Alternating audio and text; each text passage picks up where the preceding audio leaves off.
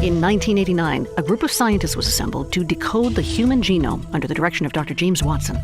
One of Watson's big motivations here was to try to recruit the best and brightest from many different disciplines, biology, but also physics, chemistry, engineering, because all of those would have to get together if this was going to work. Recombinant DNA, or rDNA technology, also known as genetic engineering, is a fascinating field of science that allows us to directly modify the genetic makeup of organisms. This groundbreaking technique involves combining DNA from different sources to create new genetic sequences with desired traits. It's akin to taking a recipe and swapping out ingredients to create a new dish with enhanced flavors. In this video, we shall summarize and discuss the chapter called An Overview of Recombinant DNA Technology. From the book NCRT Biotechnology Class 12th. Make sure to subscribe to our channel to never miss any update. It will add value to your life. Moving on. At its core, rDNA technology is about understanding and manipulating the very blueprint of life, DNA. Scientists have learned how to isolate DNA, understand its structure, and eventually manipulate it to create new genetic information. This has been made possible by significant advancements in various biological fields, including genetics, biochemistry, and molecular biology. The journey of rDNA technology began with the realization that DNA is not just a molecule carrying genetic information, but also capable of passing this information from one generation to the next. Scientists discovered the double helical structure of DNA, figured out how it replicates, transcribes, and translates, and developed methods to isolate and purify DNA from organisms. The discovery of specific enzymes, like restriction enzymes, which cut DNA at specific points, and ligas, which joins DNA fragments, further propelled this field. One of the turning points in rDNA technology was the realization that bacteria could pick up foreign DNA from their environment and incorporate it into their own genomes.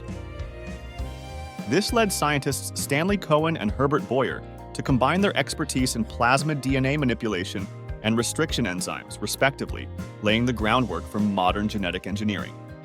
Beyond its scientific value, rDNA technology has had a profound impact on our lives, especially in medicine and agriculture. For example, it has enabled the production of human insulin and growth hormones in bacteria, bypassing the need for animal sources and avoiding the associated high costs and immunogenic reactions. It has also led to the creation of genetically modified crops that are disease-resistant, drought-resistant, or salinity-tolerant, improving food security and reducing farmers' worries about crop damage. Looking ahead, the potential of rDNA technology is immense. We're on the cusp of being able to produce important therapeutic proteins, peptides, and hormones in plants, offering cost-effective and contamination-free alternatives to animal-based products. This technology not only has the power to improve the quality and value of agricultural products, but also to revolutionize the way we treat diseases, promising a future where medicine is more accessible, affordable, and tailored to meet the needs of humanity. The journey of biotechnology is a tale of human curiosity, scientific endeavor, and breakthroughs that have reshaped our understanding of life and its application to improve human health, agriculture, and industry. Let's navigate through this remarkable journey, simplifying key milestones for easy understanding.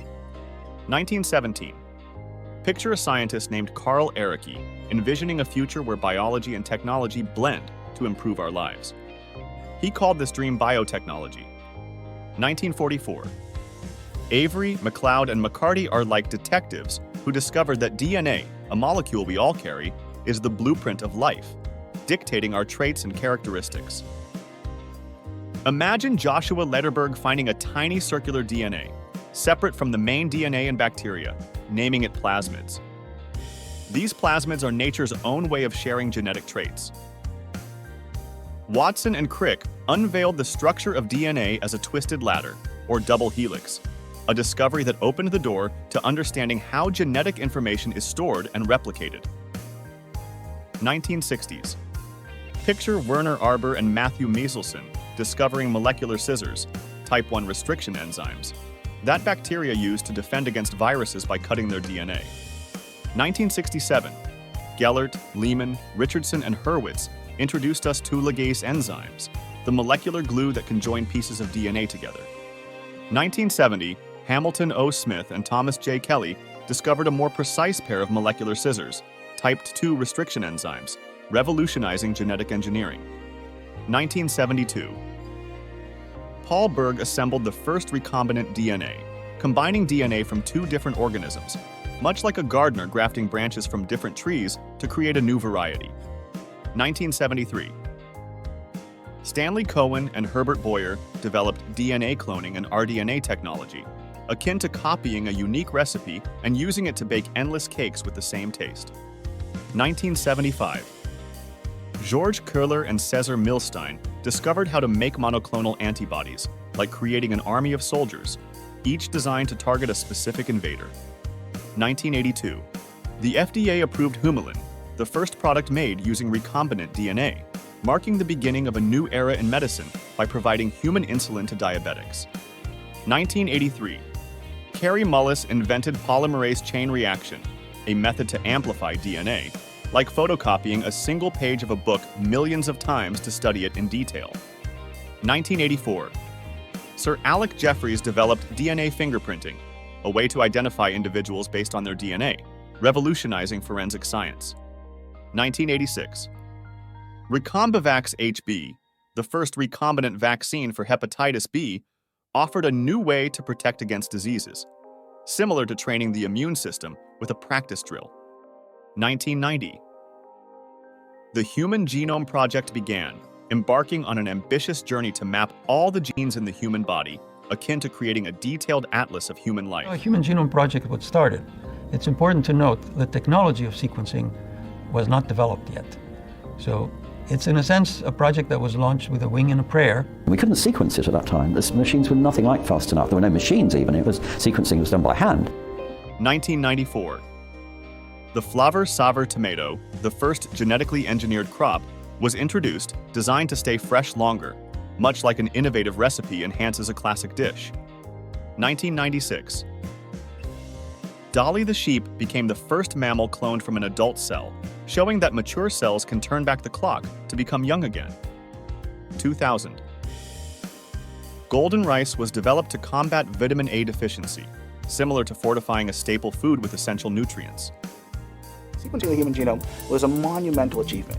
Decades of work, thousands of scientists, billions of dollars, and we get this first roadmap for what makes up the human genome. It's an incredibly exciting moment. 2003. Completion of the Human Genome Project, providing a comprehensive book of human genetics. 2004. Avastin, a breakthrough in cancer treatment, works like a precise missile targeting blood vessels that feed tumors. 2006. Gardasil, a vaccine against HPV, introduced a new guard against cancer-causing viruses. 2010, Robert Edwards was awarded the Nobel Prize for developing IVF therapy, offering hope to countless couples dreaming of parenthood. 2012. The discovery of induced pluripotent stem cells showed that mature cells could be transformed back into youthful, versatile cells, ready to become any cell type. 2019. Advances in CRISPR-Cas9 technology promised a future where editing genes could be as simple as correcting typos in a document. 2020. Development of recombinant vaccines against COVID-19 showcased the rapid response and potential of biotechnology to address global health crises. Through these milestones, biotechnology has woven itself into the fabric of our daily lives. At the same time, it's just the beginning of what's really a much longer voyage. And let's again be audacious, but let's not be unrealistic about what's possible. I think the next 10 years are going to see some exciting developments in genomics, particularly those where we start to use genomic information as part of routine medical care. And that'll be applied to dealing with diseases like cancer, hypertension, diabetes, and Alzheimer's disease. In the next video of the series, we shall cover the topic called host vector system. Make sure to subscribe so that you never miss any episode.